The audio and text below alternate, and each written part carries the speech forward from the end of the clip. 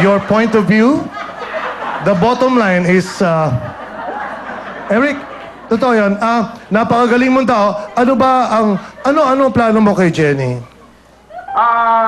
She's actually, she's not just a helper. I mean, we can see potential in her that she can go as far as she wants. She's always wanted to join a TV game show, and look, there she is now with you, with joining TV game show. So she's the kind of person who can really get where she wants to get, and I think she should be given the chance to do that. Eric? Wow. Yes, I can't believe it. Hindi Erwin, Eric. Eric nga. Yan ka na naman. Sir George? Eric? Sir Eric? Yes. Where Can you hear me? Where exactly are you? Yes. Where exactly are you, sir? Right now, JP Rizal. Oh, in Makati? Makati. Talaga? Yes. I love Makati. Of course. We would like to ask Jenny to say something about you and her message to you. Mukhang yours. Iba ka, Eric. May God bless you, ha? Eric ba pangalan mo? Okay, thank you. Sir Eric, meron pong mensahe sa inyo ang inyong tinuring na kapamilyang si Jenny na talaga namang sobra-sobra po ang pasasalamat sa inyo pong pagkalinga sa kanya. Go, Jenny. To Eric, salamat sa tanan-tanan ni mo nga bulig sa akon. Bisaya nga. Tiga saan ka? Salamat sa tanan-tanan sa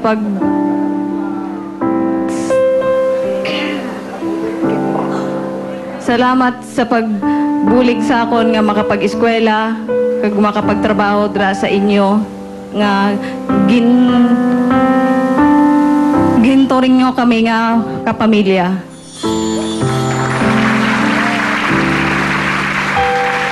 Hello, sir. Eric? Yes. Eric? Humahanga po kami sa mga katulad ninyo. Sana po ay dumami pa ang mga kagaya ninyo. May gininto ang puso. Salamat po. May God bless you, Eric, ha? Keep up the Thank good you. work. Salamat. And I wish her luck on the show. I mean, Well, she will be lucky because I will give her 5,000 pesos at least today. all right. Thank you, sir. Thank you po. Ingat po kayo. Thank you. Pwede na kayong umandar. Ingat kayo. Nagkakos na kayo ng traffic dyan. And at the same time, Hindi, nakahanap kayo, so it's okay. So it's Thank fine. you. So- Ingat. and at the Okay, same time, Eric, listen to Nonoy serenading Jenny, ha? Okay, Okay. sure. All right, Mr. Okay. Nonoy Zuniga. Hello po. Iingatan ka, aalagaan ka. Sa puso ko, ikaw ang pag-asa. Sa ating mundo'y may gagabay sa'yo. Ang alay ko'y itong pagmamahal ko. May nagmamahal, aakay sa'yo. Aking inay, ikaw ang nagbigay ng buhay mo. Buhay na kay ganda. Pangarap ko na makanta ko na. Thank you, Jenny. Thank you, Sir Nonoy. Ayan. Nakakatuwa. Okay. At saka magandang kasabihan na let them Ano yun eh? Fish, Don't ano yun? give them fish, teach them how to fish. Ibig sabihin, huwag mo lang sila just pakainin. Turuan mo silang humanap ng paraan para kumain. Yan. Tatandaan ka, don't give them fish. Don't give them fish, teach them how to fish. To become a fisherman. Tama, maganda yan. Pakainin kita ng fish. Tapos may pwesto ka sa palengke, may sarili kang negosyo. Ano?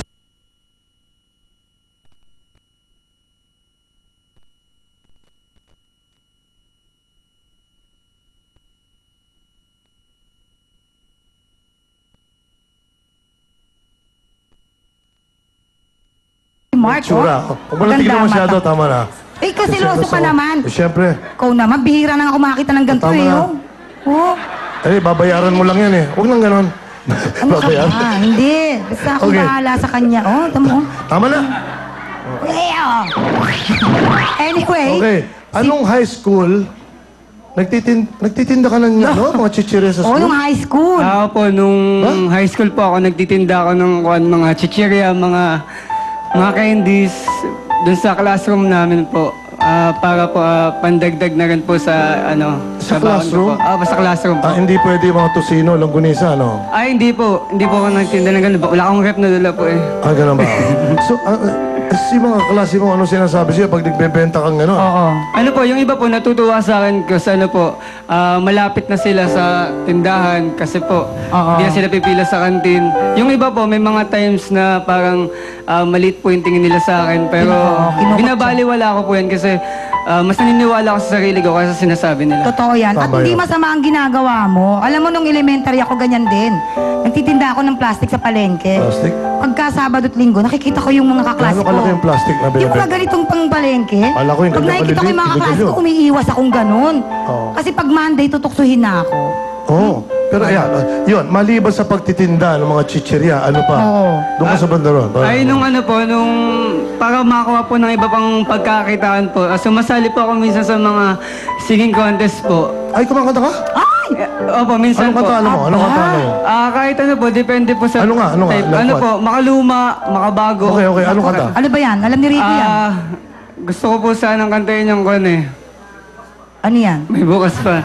So, imagine po. Imagine, ni John Lennon. Opo, ng Beatles po. Mga kaibigan, Mike Lennon. Imagine there's no heaven. It is if you try. Oh, well. Try. No hell will love us. Above us, only sky. Imagine all the people Everybody, come on. living for today.